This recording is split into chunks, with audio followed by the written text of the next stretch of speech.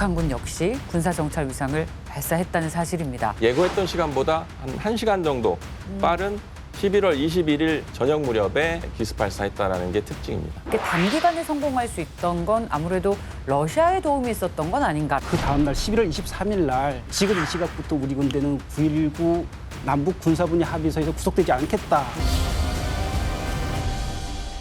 자, 오늘의 주제도 고심 끝에 선정했습니다. 오늘의 주제는 바로 우주 국방 시대, 우주의 눈, 군사 정찰 위성 확보전입니다.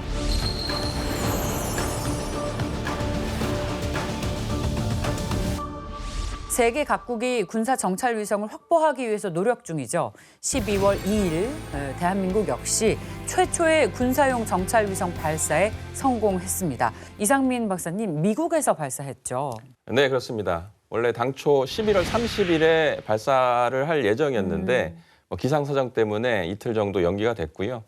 12월 2일 미국 캘리포니아주의 반덴버그 우주군 기지에서 발사에 성공했고요.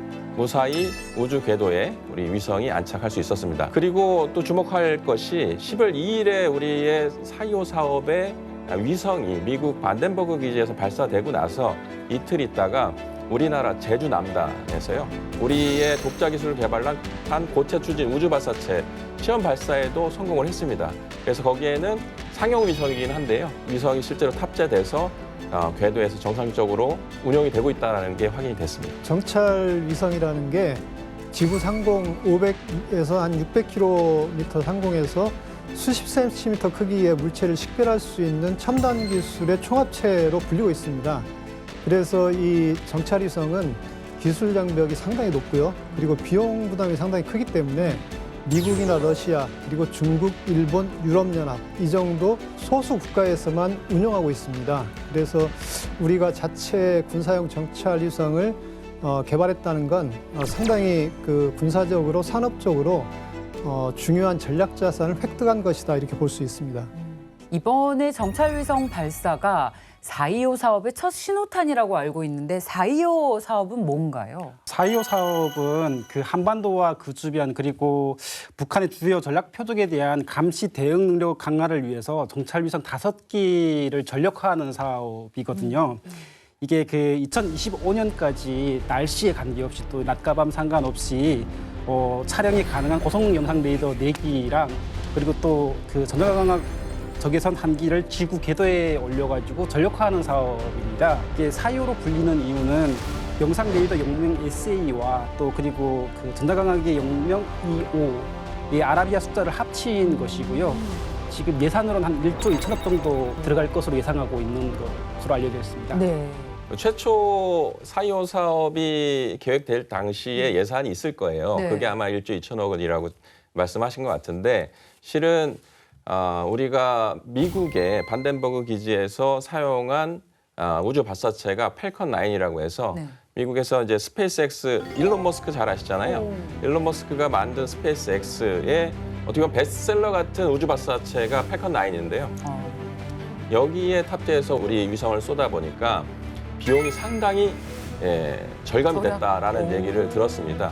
그 이유는 원래 우리가 4.25 사업을 계획했을 때 이 위성들을 발사하려고 하게 되면 이 위성을 위해서 어떤 우주 발사체를 빌리거나 또는 우리가 개발을 하거나 해야 되는데 상당히 비용이 많이 들 겁니다.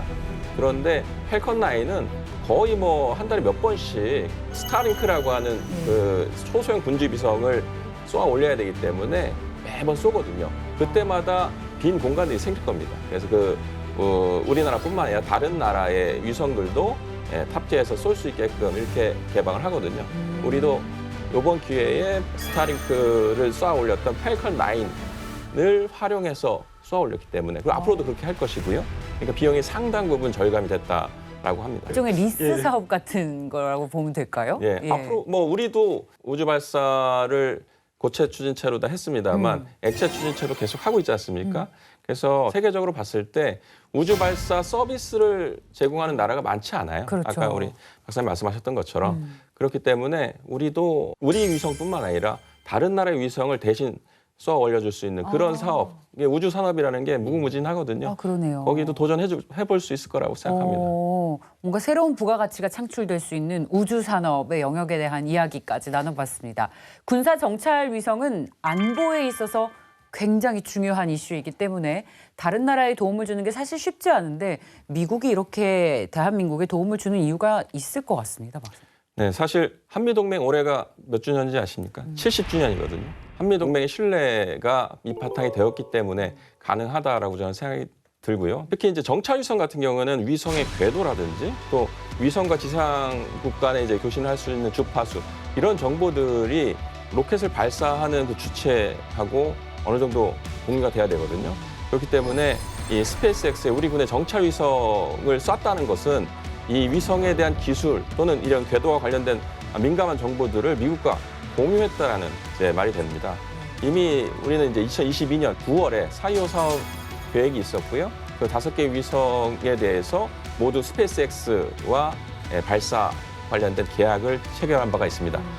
우리 군의 이제 군사정찰 위성 사업은 모두 이제 미국과의 긴밀한 협력하에 진행되고 있다 이렇게 보시면 좋을 것 같습니다. 예, 미국은 사실 한미동맹 차원에서 북한의 핵 미사일 위협에 대응하기 위해서 우리 군의 군사정찰 위성 사업에 대해서 적극 협력하고 있습니다. 우리 군의 군사정찰 위성 사업은 북한의 이 핵미사일 위협을 사실상 억제하는 기능을 수행하고 있기 때문에 미국과 한국군 모두에게 도움이 되는 군사적으로 유익한 사업이라고 볼 수 있습니다. 특히 이 군사정찰 위성이 이제 본격적으로 가동이 되면 북한의 핵미사일 시설은 물론이고 군부대 배치 그리고 군사활동 등을 감시해서 그리고 이걸 분석하고 실제 군사 전략자로 대응할 수 있는 전략을 수립할 수 있는 기초정보를 제공합니다. 그리고 실제로 지난 8월에 캠프 데이비드에서 한미일 정상회의가 열렸지 않습니까?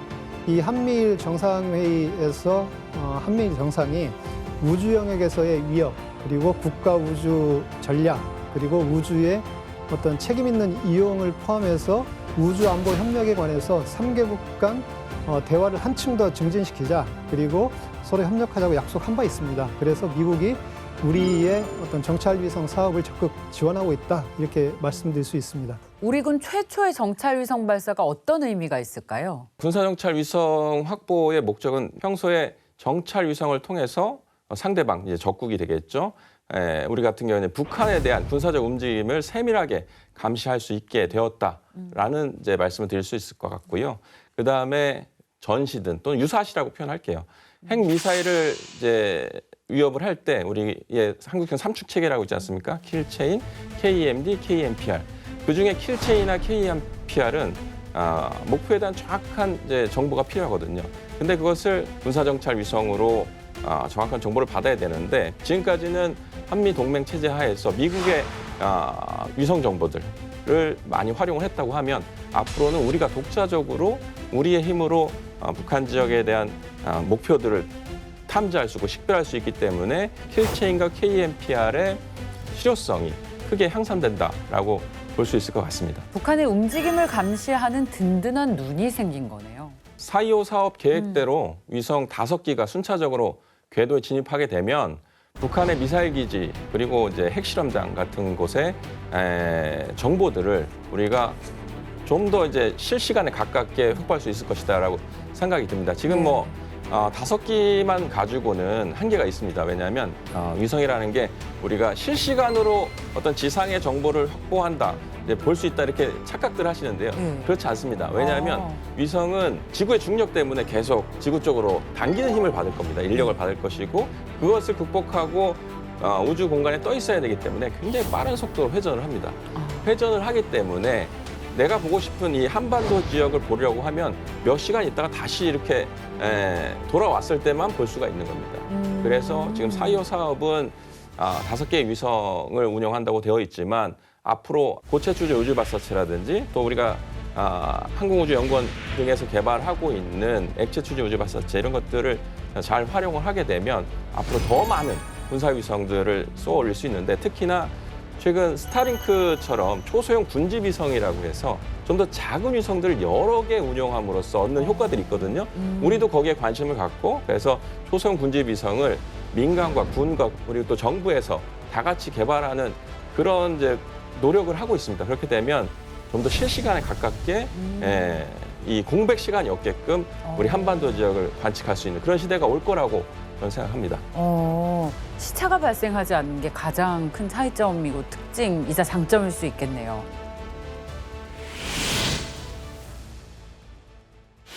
우리 군의 군사 정찰 위성의 성공에 기뻐하고만 있을 수는 없는 게 북한군 역시 군사 정찰 위성을 발사했다는 사실입니다. 북한은 발사 예고 전에 기습 발사를 해서 모두를 놀라게 했는데요. 원래 북한이 우주 발사체라고 해서 발사했던 사례가 여러 번 있었고요. 과거에는 사전 통보나 이런 것도 없이 하다가 어느 시점부터는 계속 이제 국제 해사기구라고 해서 IMO에 통보를 하거든요. 이번에도 IMO에 통보를 했습니다. 그 시점이 11월 22일 00시부터 30일 자정까지 위성을 발사하겠다라고 통보를 했고 북한이 예고했던 시간보다 한 1시간 정도 빠른 11월 21일 저녁 무렵에 기습 발사했다라는 게 특징입니다. 네.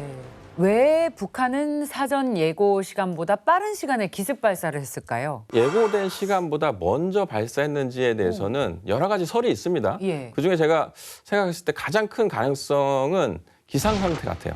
2번이나 실패했지 않습니까? 네. 이번엔 반드시 성공을 시켜야 되는데 북한도 우주 발사를 위해서 날씨를 좀 많이 고려했던 것 같다라는 생각이 드는데 실제로 동창리 발사장 인근에서 22일부터 눈이나 비가 내릴 것으로 예측이 되기도 했었습니다.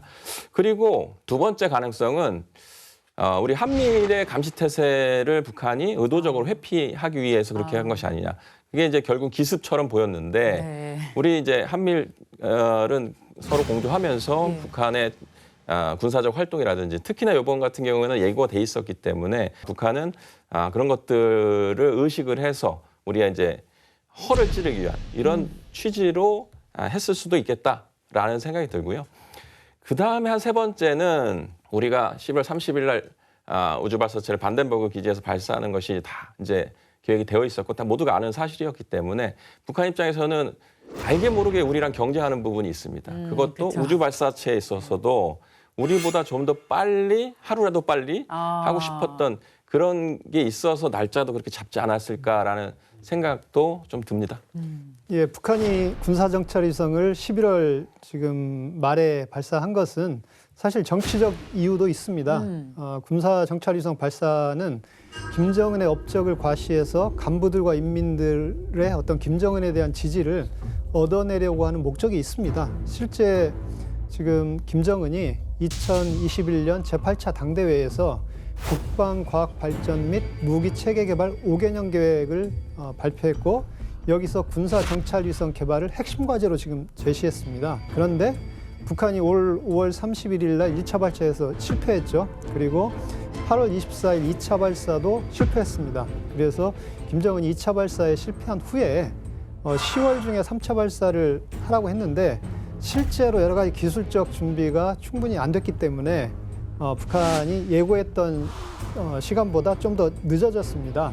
그래서 3차 발사를 단행했습니다. 그래서 북한이 이 군사정찰위성 3차 발사를 단행하고 이 성공함으로써 연말에 제8기 9차 당중앙위원회 전원회의가 열릴 가능성이 있는데 여기서 김정은의 업적을 대대적으로 선전할 가능성이 있습니다. 또한 북한이 지금 경제난과 식량난이 좀 심각한 상황인데 실제로 김정은이 집권하고 나서 뾰족한 별다른 경제적 성과가 없습니다. 그렇기 때문에 이 군사정찰위성 성공을 상당히 대대적으로 홍보할 것으로 생각이 됩니다. 북한은 군사정찰위성을 기습 발사하고 3시간 뒤에 정찰위성 발사에 성공했다면서 부산에 정박한 미군 항공모함과 괌의 미군기지 촬영에도 성공했다고 주장했습니다. 북한의 이 말을 얼마나 믿어야 할까요? 글쎄요, 저는 본 거는 맞다라고 생각이 드는데 예. 그것이 정찰 위성으로서 가치가 있는 그런 수준의 영상을 확보했는지는 잘 모르겠고요. 실제 미국의 우주군이 북한이 발사한 이번 군사정찰 위성에 대해서 공식적으로 번호를 부여했습니다. 그거는 모든 우주에서 떠돌아다니는 그 물체에 대해서 번호를 부여를 해요. 예. 해야만 관리를 할 수 있기 때문에 예. 그 번호를 부여했다고 해서 네. 이것이 성공했다 이렇게 얘기하는 것은 아닌 것 같고요. 위성의 역할은 결국 지상의 어떤 관측을 한다든지 아니면 통신 역할을 한다든지 이런 것들을 해야 되는데 그러려면 송수신 같은 이제 기능들이 작동이 돼야 되거든요. 그게 아직 이제 작동했다라고 하는 증거를 북한이 이제 제시는 하진 않았고 지금 지구 궤도를 돌고 있다 정도의 사실은 맞는 것 같아요. 하지만 이제 북한이 주장하고 있는 것처럼 미군 부지 촬영에 성공했다라고 하면 그거에 대한 이제 증거 사진들을 좀 공개를 해야 되는데 그렇죠. 우스갯소리로 구글에서 예. 도 미국의 이제 노폭 해군기지라든지 또는 뭐 우리 지역은 말할 것도 없고 그 큰 미국 항모를 실제로 찍은 영상들이 항상 떠 있습니다. 자료 화면. 네, 자료 화면이라고 하죠. 그거 그 정도보다 좀 더 이제 세밀한 영상이나 사진 등이 공개되지 않는다고 하면 정말로 정찰 위성으로서 역할을 하고 그렇죠. 있는지 의심을 하지 않을 수 없을 것 같습니다. 예. 제가 되게 재미있게 봤던 것이 그 북한이 정찰 위성으로 네. 백악관이랑 펜타곤을 촬영을 했다라고 하는 주장에 대해서 그 미국 국방부가 이렇게 공식적으로 반응을 내놨는데 인터넷에 백악관이나 펜타곤 사진은 많다라고 얘기를 했더라고요. 만약에 북한이 네. 저걸 정확하게 찍었다면 네. 노동신문에 아마 대대적으로 보도를 했을 겁니다. 맞아요. 그런데 가만히 지금 노동신문에서 전혀 공개를 안 하고 있는 걸로 볼 때 실제 기술적으로 조작하거나 실제 이 사진을 촬영했는지 여부도 확인하기는 어렵습니다. 맞습니다. 가만히 있었겠습니까? 북한이 또 좋다고 프로파간다 이용을 했을 텐데 노동신문에 관련 사진은 한 장도 없다라는 것이 우리가 의심할 만한 어떤 확실한 좀 증거가 되고 있는 것 같습니다. 북한의 위성이 지구 궤도를 돌고 있다니 사실은 그래도 두려움이 들어요. 더 정확하게 북한의 군사 정찰 위성을 분석해 볼 필요는 있을 것 같습니다. 그래서 저희가 북한의 군사 정찰 위성이 현재 어떤 위치에 있는지 영상을 준비했습니다. 영상 함께 보시죠. 안녕하세요. 스페이스맵 대표 김덕수입니다. 만리경은 초속 약 7.5km 정도의 속도로 한반도 상공을 지나가게 됩니다.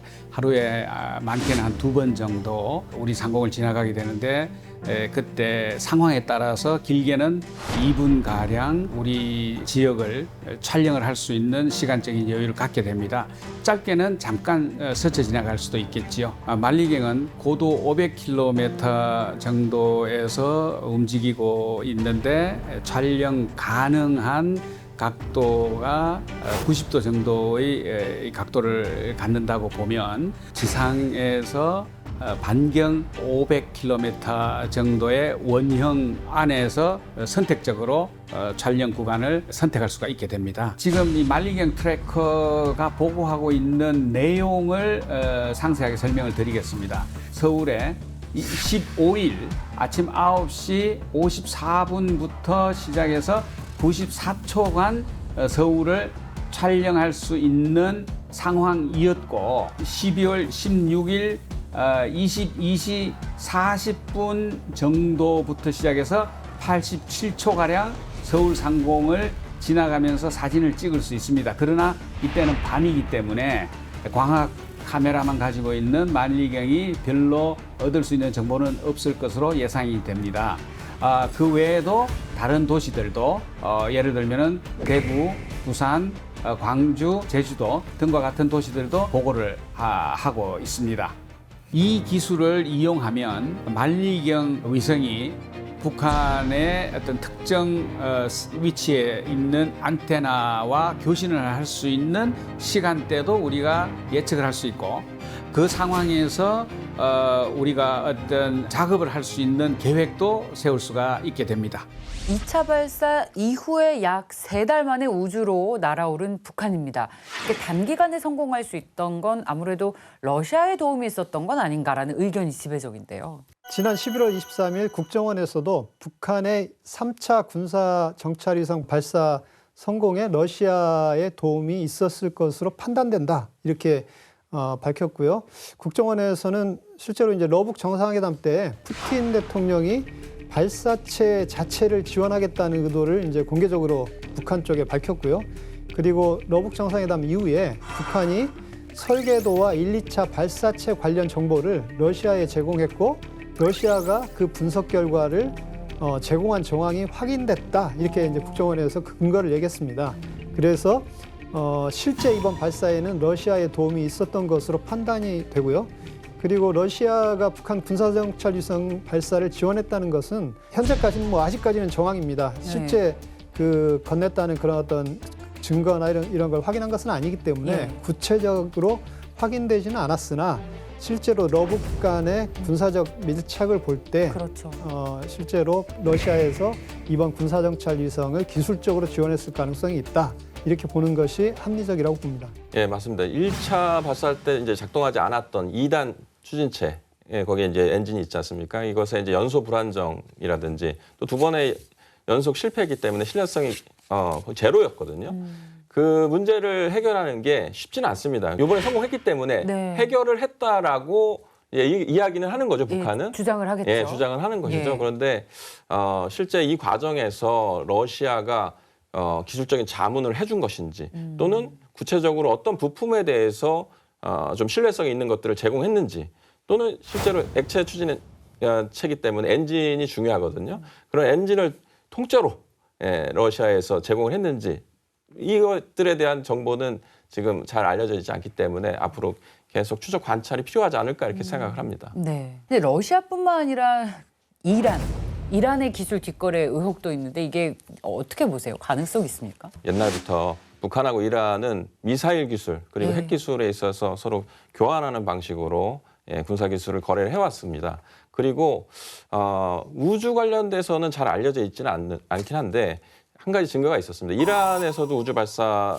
관련된 이제 개발을 하고 있는데 거기에 쓰이는 슈라우드가 뭐냐면 미사일하고 우주 발사체는 비슷하게 생겼거든요. 그런데 미사일에 핵탄두를 탑재하는 부분에 핵탄두를 빼고 그 자리에 인공위성을 집어넣지 않습니까? 그러면 이게 안전하게 나오게끔 덮개가 있어요.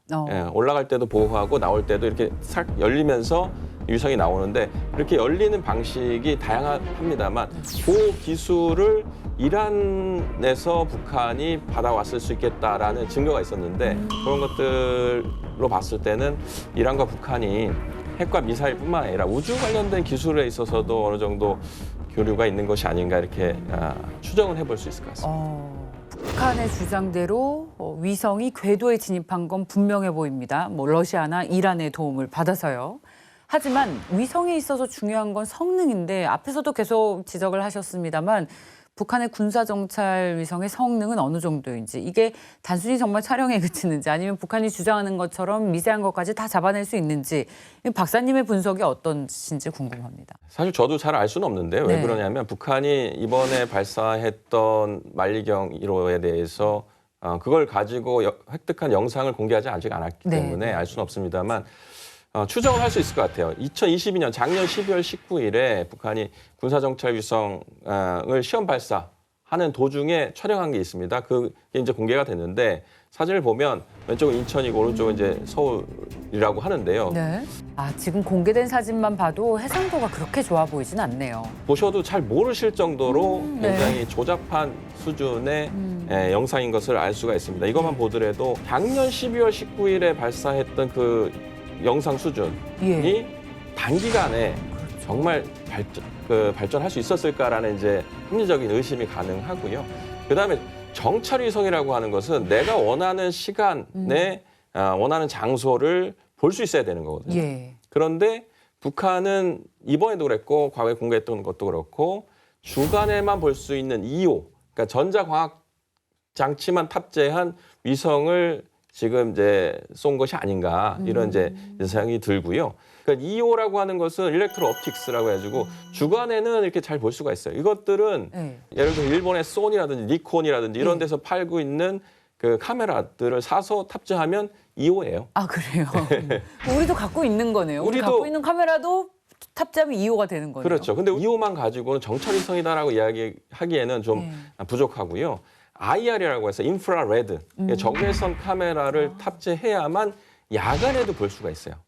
그런데 중요한 거는 기상이 안 좋았을 때 또는 어떤 숲풀 속에 가려져 있을 때 그 밑부분에 뭐가 움직이는지 이런 것들에 대해서 알려고 하면 레이더 장비가 필요해요. 예. 그래서 우리가 SAR이라고 하는 SAR이라고 하는 합성 계곡 레이더를 이용한 정찰 위성을 쏘고 있는 건데 북한은 과연 이 기술을 북한이 개발을 해서 독자적으로 올리고 운영할 수 있는가에 대해서는 아직까지는 저는 의문이라고 생각합니다.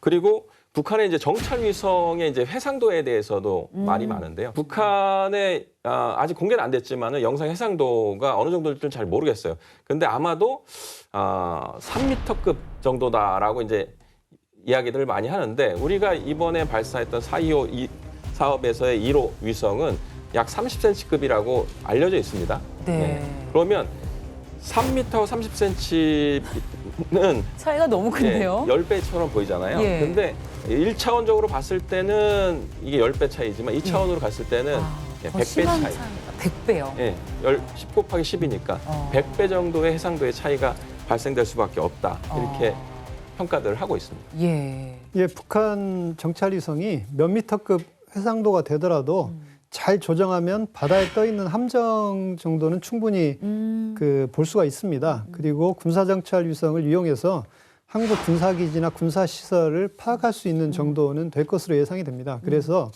북한이 지금 이런 군사정찰 위성을 처음으로 갖게 됐다는 게 우리의 군의 입장에서는 군사 전력적으로 상당한 군사적 위험 요인이라 이렇게 볼 수 있을 것 같고요. 특히 지금 러북 밀착이 상당히 강화되면서 예. 러북 간의 군사 기술적 어떤 협력을 해나갈 경우에 위성 관련한 장비를 밀수하거나 또는 그 기술을 러시아에서 제공한다면 군사정찰 위성의 성능이 북한도 상당히 빠르게 발전할 수 있다 이렇게 생각이 되고요. 그래서 우리 군에서는 북한의 이 군사정찰 위성 기술 수준과 또 그 개발 현황에 대해서 꾸준히 모니터링하면서 우리도 대응해 나가야 한다고 봅니다. 게다가 북한은 군사 정찰 위성을 발사한 뒤에 추가 발사 계획을 내비쳤는데 추가 발사 가능성은 얼마나 높을까요? 가능성 매우 높다고 생각합니다. 이제 겨우 한 번 올리는데 이제 어느 정도 성과를 발휘했다라고 믿었기 때문에 북한은 추가적인 발사를 계속 할 거고요. 그러면 그 추가적인 발사를 해서 군사정찰위성을 왜 가지려고 하는 것이냐. 네. 목적이 있기 때문이거든요. 저는 그거를 북한식의 양탄일성으로 좀 주로 설명을 하는데 양탄일성은 사실 중국이 핵 개발을 할 때 사용했던 모토거든요. 원자탄, 수소탄, 그리고 인공위성이었어요. 중국도 인공위성이 핵 무기를 운용하는 데 있어서 중요하다고 생각을 했던 겁니다. 북한도 마찬가지로 북한식의 양탄일성이 있을 것이다. 거기에 양탄은 물론 이제 중국처럼 원자탄, 수소탄이 될 수도 있겠지만 저는 전략 핵탄두, 전술 핵탄두, 최근에 전술 핵탄두로 화산 31형 공개했었는데 이것을 하나의 탄, 그리고 또 하나의 탄은 탄도미사일의 탄, 그리고 마지막 일성은 군사정찰 위성이다 이렇게 생각을 하는데요. 그 군사정찰 위성은 북한이 자꾸 이제 하와이라든지 괌이라든지 이쪽의 군사정찰 목표들에 대한 정보들을 획득했다라고 지금 이제 이야기를 하고 있는데 거기에 대한 정확한 정보들이 필요하기 때문에 그걸 쏘아 올리는 것인데 얘들은 고정된 시설에서 지금 이제 정박돼 있는 걸 보고 있지만 나중에는 바다로 이동해서 올 거라는 것이죠. 이동해서 오는 목표에 대한 정보를 알고 그것을 탄도미사일의 핵탄두를 거기는 아마도 전술 핵탄두가 되겠죠. 탑재해서 위협하는 그런 용도로 쓸 거기 때문에 한 대의 정찰위성 가지고는 이제 어불성설이고요. 굉장히 많은 정찰위성들을 앞으로 지속적으로 발사하지 않을까 이렇게 예상을 합니다. 한국과 북한은 비슷한 시기에 첫 군사 정찰 위성을 쏘아 올렸지만 성능과 활용 목적에는 박사님들 얘기를 들어보니까 분명한 차이가 있습니다. 북한의 정찰 위성은 핵미사일 공격 목표를 정하기 위한 이른바 불법적인 용도고요. 우리나라는 불법적인 활동을 감시하기 위함으로 정리하고 나눌 수 있을 것 같은데 유엔 안보리 제재를 위반한 북한의 군사위성 발사에 대해서 어떤 대응책이 진행이 됐는지 알아봐야 할 것 같습니다. 예, 북한의 모든 탄도미사일 시험 발사 또는 발사는 유엔 안보리 대북 제재 결의 위반입니다. 그렇기 때문에 명백한 불법 행위고요. 네. 당연히 유엔 안보리에서는 여기에 대한 제재 방안에 대해 논의를 합니다. 그리고 우리 정부도 북한의 탄도미사일 발사나 또는 핵실험이나 이런 모든 불법 행위에 대해서는 제재 조치를 취하고 있습니다. 이번에 군사정찰 위성 발사에 대응하기 위해서 우리 정부가 12월 1일 날 위성 개발과 물자 조달 그리고 탄도미사일 연구 개발 등에 관여하고 있는 북한인 11명에게 독자 제재를 가했습니다. 제재 대상엔 우선 북한의 11월 21일 군사정찰 위성 및 이를 탑재한 운반 로켓 천리마 1형 발사를 주도했던 국가항공우주기술총국 관계자 4명, 구체적으로 총국 부국장 리철주, 그리고 소속 인사로 김인범, 고관영, 최명수, 또 용성기계연합기업소 지배인 강선이 제재 목록에 올랐습니다. 용성기계연합기업소는 북한 내 굴지의 기계 제작 업체입니다. 군수산업과 실제로 연관성이 있는 회사입니다. 또 탄도미사일 연구 개발 운용에 참여했던 김용환 727 연구소장, 그리고 최일환, 최명철 군수공업부 부부장, 김춘교 인민군 중장, 그리고 최병환 태성기계종합공장 지배인, 진수남 주러시아 북한 대사관 무역서기관을 제재 명단에 올렸습니다. 한국뿐만 아니라 다른 나라들도 대북 제재에 동참했죠? 네, 그렇습니다. 우리나라의 독자적인 대북 제재뿐만이 아니고요. 한미일 3국이 사전 공조를 통해 가지고 동시에 대북 제재를 발표를 했는데요. 미국 재무부 해외자산통제국 같은 경우에는 북한 정찰총국 제3국, 이 3국이라고 하면 기술정찰국이거든요. 이 3국 산하의 해커 조직 김숙희와 강경일, 서명 등 북한 국적자 8명에 대해서 제재 대상에 등재를 했고요. 그리고 일본도 개인 5명이랑 단체 4개, 그리고 호주 개인 7명이랑 단체 1개에 대해서 각각 제재를 가한 걸로 알려졌습니다. 북한이 군사정찰 위성을 발사하면서 중요한 변화가 생겼습니다. 바로 한국과 북한이 2018년 군사적 긴장 완화를 위해서 체결한 9.19 군사합의 효력이 일부 정지됐습니다. 이 부분에 대해서 자세하게 설명 부탁드립니다. 11월 21일에 유엔 안보리 결의를 위반한 북한의 정찰위성 발사에 대응해서 우리 정부는 11월 22일 날 9.19 군사합의 1조 3항 비행금지구역 설정에 대한 효력을 정지를 했습니다. 그러니까 일부만 정지를 한 거고요. 비행금지구역 설정이 있으면 아무래도 저희가 정찰자산에 대한 운영이 제한되는 상황에서 북한이 정찰위성을 올렸잖아요.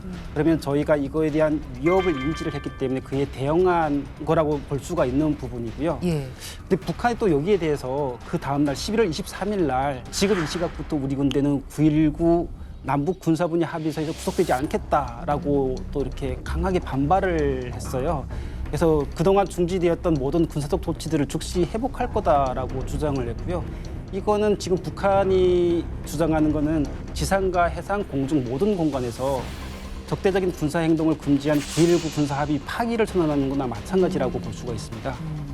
실제 남북한 사이에서 5년 전에 9.19 합의를 통해서 서로 비무장지대 내에서 운영 중이던 GP를 11개가 있었는데 그중에 10개를 파괴를 하고 그리고 1개는 병력하고 장비는 철수는 시키되 그냥 원형 보존해놨었거든요. 그래서 이제 지금 비무장지대 내에 GP가 북한 쪽이 총 160개 중에 150개 정도가 됐고 남측은 60개 중에서 한 50개 정도로 줄어든 상태였는데 최근에 이제 북한군이 당시 파괴했던 그리고 철수했던 11개의 GP에 대해서 새롭게 병력을 투입하고 그리고 감시소를 새롭게 구축한다든지 그다음에 무반동총 같은 중화기를 반입하는 것도 우리 군의 이제 관련 사진을 통해서 언론에 공개된 바가 있습니다. 이뿐만 아니라 서해 북방한계에서 NLL이라고 하죠. 이 지역에 있는 북한군 갱도의 해안포의 포문이 개방되는 사례들이 이제 늘어나고 있고 또 공동전비구역이라고 하는 JSA의 병력들에 대한 재무장화 가능성까지 지금 나오고 있는 상황입니다. 예, 북한이 실제로 이 9.19 남북 군사합의 파기 이후에 그 책임을 우리 정부에게 떠넘기기 위해서 대남 군사 도발을 할 가능성이 충분히 있다고 봅니다. 서해 NLL상에서 군사적 충돌을 유발한다거나 또는 군사분계선에서 지뢰 도발을 했던 것처럼 그런 식의 어떤 NLL상 또는 그 대남 군사 도발을 감행할 수 있다 이렇게 보여집니다. 북한의 군사정찰 위성이 성능이 떨어지긴 하지만 기술 개발과 발사 빈도를 높인다면 또 문제가 될 수 있을 것 같습니다. 한국은 여기에 어떻게 대응하면 좋을까요? 고체 추진 우주 발사체를 이용해서 얼마 전에 성공했지 않습니까? 그리고 앞으로도 계속 그런 것들을 성공시켜 나갈 거라고 생각이 드는데요. 이것을 통해서 지금 북한의 핵위협에 대해 우리가 억제할 수 있는 그런 용도로 쓸 수 있다고 생각합니다. 특히나 우리는 북핵 위협에 대해서 한국형 삼축 체계라고 하는 틀 내에서 대응을 하고 있고 억제를 하고 있는데, 그럼 위성을 통해서 뭘 할 수 있을 것인가라고 하는 것을 좀 생각해 보면 최근에 미국의 사례를 좀 보면 도움이 될 것 같아요. 미국이 우주군을 만들었지 않습니까? 그 우주군하고 미국의 이제 민간 기업 스페이스 X와 이제 그 계약을 맺어가지고 기존의 스타링크라고 하는 체계를 군용으로 쓸 수 있게끔 스타쉴드라는 이름으로 지금 개발을 해서 사용을 하고 있어요. 그 스타링크 체계들을 그대로 잘 이용해서 통신 안테나와 통신 장비만 탑재해서 올라가는 것이 아니라 카메라, 그러니까 아까 EO, IR, SA 이런 것들을 탑재한 위성들이 군집으로 운영이 되면 여러 개의 위성들이 줄지어서 날아가기 때문에 똑같은 지역을 앞에 본 위성이 지나가고 나면 그 다음 위성이 또 보고 하면서 그걸 릴레이를 해주는 거예요. 로밍 해준다고 하는데 그 정보를 받으면 내가 원하는 장소를 24시간 끊임없이 볼 수 있게 되는 거예요. 그 기능이 탑재된 게 스타쉴드입니다. 미군이 운영하고 있는 것이고요. 우리도 우리 독자적으로 그 능력들을 확보해 나갈 수 있을 것이다. 이렇게 생각이 들고요. 우리 군도 정찰 위성을 개발하려고 하면 비용이 많이 들지 않습니까? 근데 민간에서도 똑같이 지금 우주는 탐사, 호기심의 영역을 넘어서 이건 산업이 되고 있어요. 경제적인 이 부를 가져다 줄 거기 때문에 우리 민관, 군이 같이 협력을 해서 우주를 개발한다고 하면 비용을 줄일 수 있고 또 이걸 통해서 또 새로운 시너지도 발생시킬 수 있다고 저는 생각이 들고요. 그걸 위해서 우주 전문 인력들을 많이 양성을 하고 그다음에 스타트업들도 좀 지원해주면 어떨까 이런 생각을 합니다. 네. 예, 우리 군이 그 북한 지금 군사 도발 억제하기 위해서 군사 대비 태세를 강화해 나간 것도 상당히 중요하다고 봅니다. 그래서 만약에 북한이 이 군사 정찰 위성과 관련해서 또는 그 나름대로 어떤 군사적 자신감을 가지고 그 대남 군사 도발을 감행하면 강력하게 응징해야 된다 이렇게 생각합니다. 지금 우크라이나 러시아 전쟁이 아직도 지금 1년 넘게 지속되고 있지 않습니까? 또 여기에 이스라엘 하마스 전쟁도 아직 끝나지 않았고요. 그리고 미중 갈등 상황도 쉽게 해결되기는 어려워 보입니다. 지금 북한이 중로와 미국의 갈등을 최대한 활용을 하고 있는 것처럼 보이거든요. 이러한 상황에서 여러 강도의 도발 가능성이 굉장히 높을 거로 생각이 되고 어쩌면 이번 정찰 위성도 그 중에 하나일 거라고 생각이 되는데 저는 확고한 경계태세와 대응만이 또 그 대한민국과 저희 자유민주주의를 수호하는 길이다 그렇게 생각을 합니다. 네. 옛말에 강한 자가 아니라 변화에 잘 적응하는 자가 생존한다는 말이 있습니다. 지금은 누구보다 우주 환경의 변화에 발빠르게 대응하는 자세가 필요한 때가 아닌가 싶습니다. 북한의 실상을 마주보는 시간 페이스북은 여기까지입니다. 다음 주 새로운 이야기로 돌아오겠습니다. 고맙습니다.